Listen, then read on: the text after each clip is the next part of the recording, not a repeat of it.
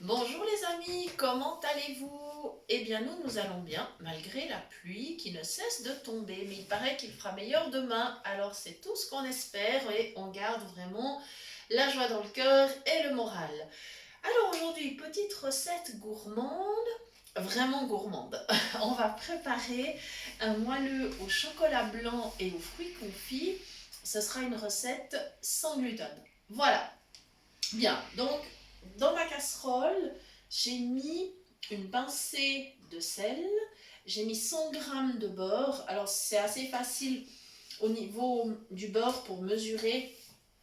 On peut trouver dans le commerce facilement des plaques de 100 grammes ou de 200 grammes ou 250 grammes. Donc à partir de là, si c'est une plaque de 100 grammes, il n'y a aucun problème, on la met dans sa totalité. Si c'est une plaque de 200 grammes, ben on fait la moitié. Et puis si c'est une plaque de 250, ben un tout petit peu moins que la moitié. Voilà, tout simplement. Après, si vous souhaitez peser, vous pouvez le faire. Mais encore une fois, vous vous rendrez compte avec l'habitude qu'on arrive très très bien à savoir combien on a mis. Ça devient vraiment des repères très très très faciles. Voilà. J'ai donc maintenant une tablette de chocolat blanc.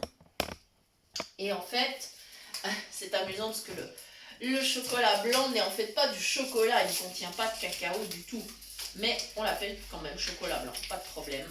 Voilà, donc je vais casser le chocolat, il faut que j'ouvre la plaque d'abord. Voilà. Voilà.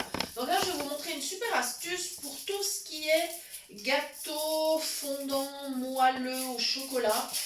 Parce que c'est vrai qu'au début, quand je lisais les recettes, on dit toujours qu'il faut faire fondre le beurre, le chocolat, puis ensuite il faut transvaser, il faut mettre dans un saladier, enfin voilà. Et puis au final, j'ai trouvé une astuce pour me simplifier la vie et évidemment, je vais vous la partager puisque vous le savez, je vous partage toujours toutes mes astuces. Voilà, donc je suis en train de casser le chocolat.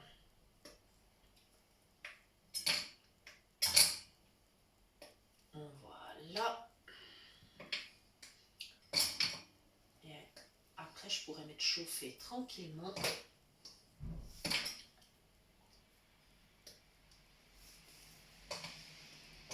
Voilà. Je coupe en fait tous les petits carrés, comme ça va fondre beaucoup plus facilement. Première astuce, je suis donc sur la cuisinière. Je vais mettre chauffer, mais sur la plaque de derrière, près du mur, parce qu'en fait, après, je devrais sortir du feu. Parce que l'idée, alors maintenant je mets en route, l'idée, c'est que je ne vais pas changer de récipient.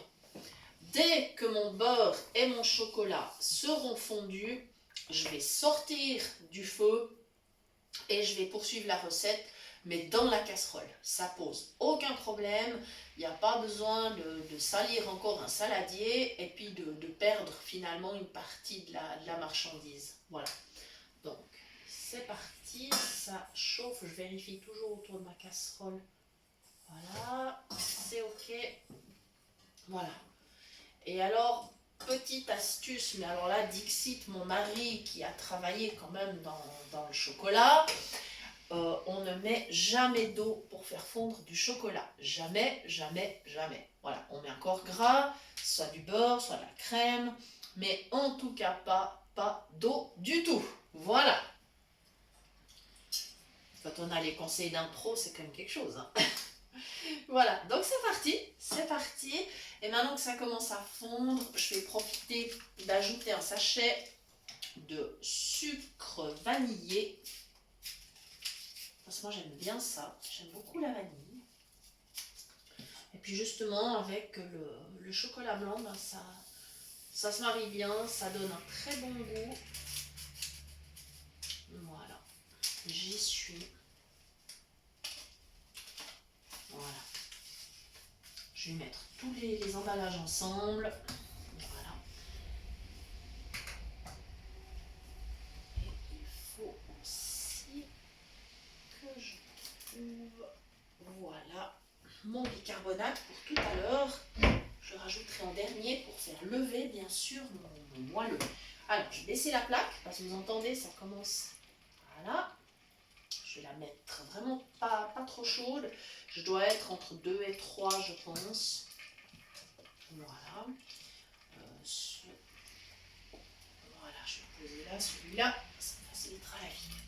Maintenant, je commence à tourner. Voilà.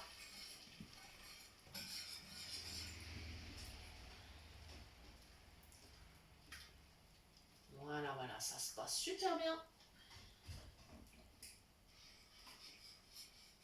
Donc au départ, ça va être pas mal liquide. Et puis, ça permettra de bien travailler la pâte. Voilà, ouais, c'est déjà presque fondu, c'est super.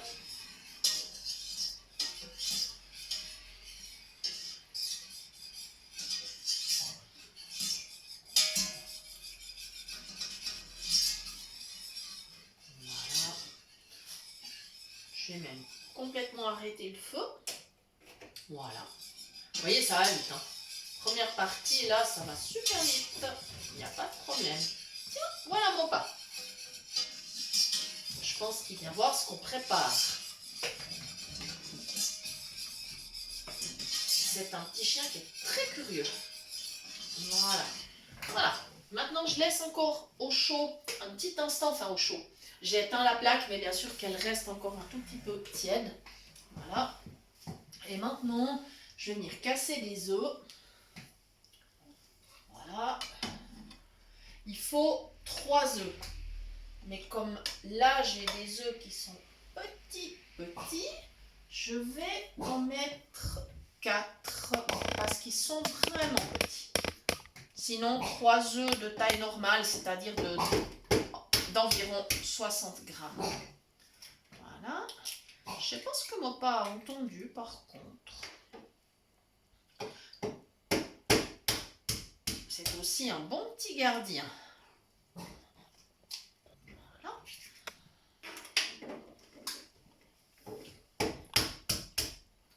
Voilà, je continue de casser mes œufs. Voilà. C'est des petits œufs, mais c'est des super œufs de la ferme. Voilà. Ça y est, je m'occuperai de débarrasser les coquilles tout à l'heure, ça n'est pas un problème. Voilà. Voilà, donc mon bol est prêt avec mes œufs.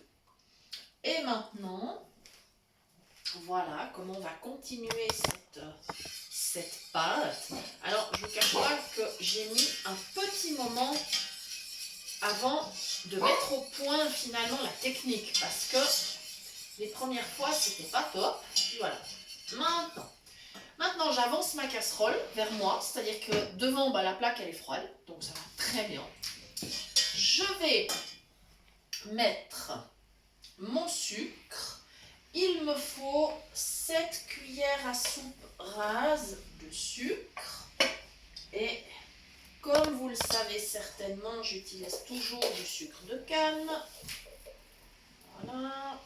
Mais je pense qu'à force, vous connaissez mes habitudes. Donc je pense que c'est pas un souci. Vous mettez le sucre que vous voulez. Hein. 3, 4,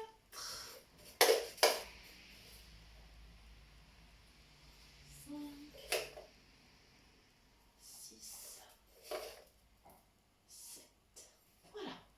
Ce moelleux, il peut évidemment se réaliser avec tout autre chocolat que vous aimez.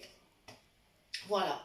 Si vous voulez mettre un chocolat au lait, si vous voulez mettre un chocolat noir, même pourquoi pas un chocolat noir à l'orange par exemple, c'est tout à fait possible. Si vous voulez ajouter un zeste d'orange, de citron, enfin, vous êtes entièrement libre. Hein.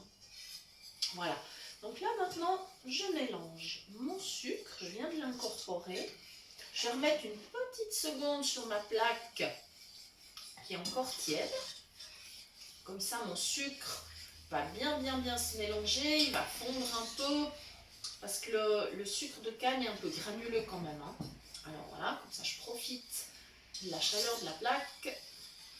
Voilà. on y va tranquillement, étape par étape. Je voulais vous remontrer une fois vraiment un gâteau étape par étape, parce que souvent dans les vidéos, je vous dis, ah ben j'ai déjà fait ceci, j'ai déjà fait cela, pour que ça soit pas trop long. Et là, je voulais quand même vous remontrer étape par étape, surtout pour cette astuce avec la casserole. Voilà. Bien sûr, toujours ma fameuse casserole à bord haut, dans laquelle je fais mes sauces. Voilà. Parce que c'est pas un très grand gâteau, hein, au final. Voilà. Comme ceci. Voilà. Cette fois, mon sucre est bien mélangé. Et maintenant, je vais chercher mon bol dans lequel j'ai cassé mes œufs. Voilà. Hop. Alors là, je suis hors du feu. Hein. Je suis vraiment sur la partie de la plaque de cuisson qui est froide. Je fais attention. Je me positionne bien. Allez, hop. Voilà. Je tourne mon bol. Pas de souci, pas de dégâts. Voilà. Le bol, c'est facile parce qu'il est bien plus petit que la casserole, donc c'est facile de le positionner. Et alors là, attention, on mélange tout de suite parce que sinon, les œufs vont risquer de coaguler. Bon, c'est pas le cas parce que la masse n'étant pas très chaude, mais il faut faire attention. Voilà, donc il faut tout de suite mélanger avec le fouet. Voilà. Et je dois dire que c'est plutôt bien. Il s'incorpore très bien. Voilà.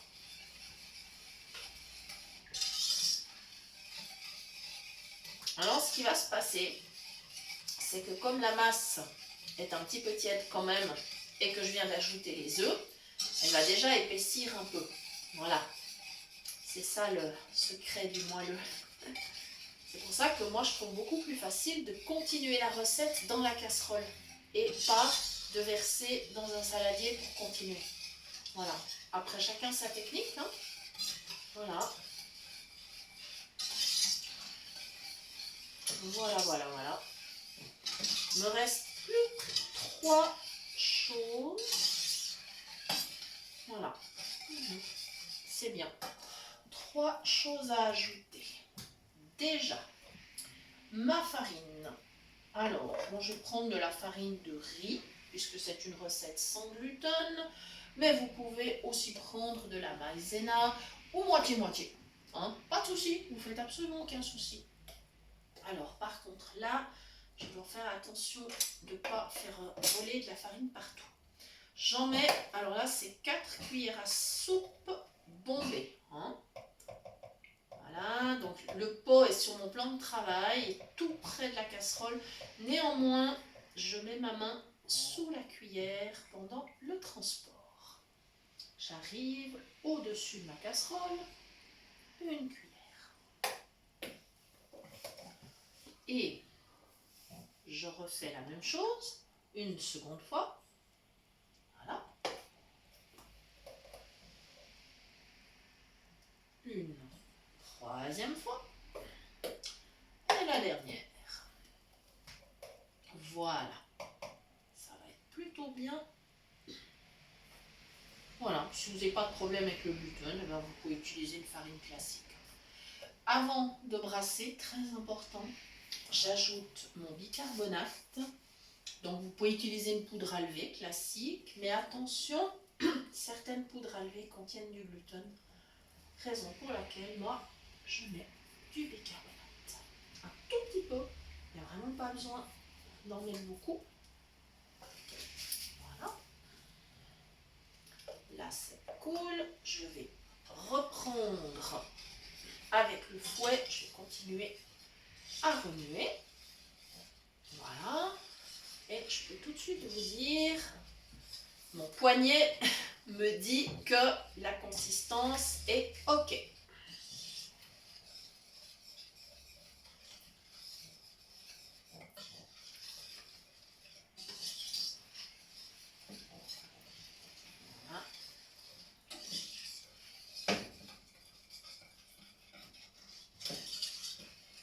Voilà. Et à la toute dernière étape, j'aurai les fruits confits. Et après, je pourrai le verser dans le moule et ça partira au four à 180 degrés pour 45 minutes, je pense, d'après la quantité. Alors, c'est un moelleux. Vous pouvez bien sûr, par exemple, utiliser des petits moules à moelleux. Pour vous donner une idée, ça vous en fera 6. Voilà. Mais là, j'ai décidé de ne pas me compliquer la vie. Je prends un moule à cake. Mais pour vous dire, voilà, 6 moelleux de taille classique. Voilà. Voilà. Mes fruits confits. En tout dernier. Voilà, voilà. J'espère que vous n'aurez pas trouvé la recette trop longue. Voilà. De la même façon, vous pourriez mettre des raisins secs, voilà, ou d'autres, ou des petits morceaux de fruits, par exemple, je sais pas, des pommes, enfin voilà, vous avez le choix. J'aime bien toujours donner les alternatives. Voilà. Et si vous avez des soucis avec le lactose, on trouve bien sûr du beurre sans lactose. Par contre, le chocolat blanc, sauf erreur, non. Donc, à ce moment-là, il faudra prendre un autre chocolat. Voilà. Nous y sommes. Alors, les fruits confits, c'est génial, mais ça colle bien les doigts, hein. Alors, du coup, petit passage sous l'eau. Voilà. On peut bien sûr aussi préparer ces fruits confits soi-même. C'est assez sympa, mais ça prend pas mal de temps. Mais voilà, c'est vrai que c'est bonheur, moi j'aime bien. Mais là, par contre, c'est pas les miens, c'est ceux du commerce. J'en ai plus des miens. Voilà, il va falloir que je m'y remette. Mais c'est surtout l'hiver en fait, hein, avec les citrons, les oranges, les pamplemousses. Enfin, c'est surtout là qu'on peut faire des fruits confits. Donc, comme on est en plein été, eh bien, je n'ai plus de réserve. Voilà. Voilà. Ma pâte est prête. Et il me reste à vous remercier d'avoir suivi la recette. J'espère que ça vous plaira, que ce sera bien gourmand, que ça vous fera plaisir. Voilà, et je vous remercie encore et toujours de nous suivre. On a des contacts vraiment super sympas avec nos abonnés. Donc, continuons. Merci, merci pour les conseils que vous nous demandez, pour les recettes, pour les liens. Enfin voilà, merci, merci pour toute cette communauté qui est fort sympathique. Je vous rappelle que vous pouvez nous écrire à l'adresse suivante, cuisinepratique@mail.ch pour toute demande de recettes ou pour recevoir les liens des prochaines vidéos. Merci beaucoup, belle soirée et à très bientôt.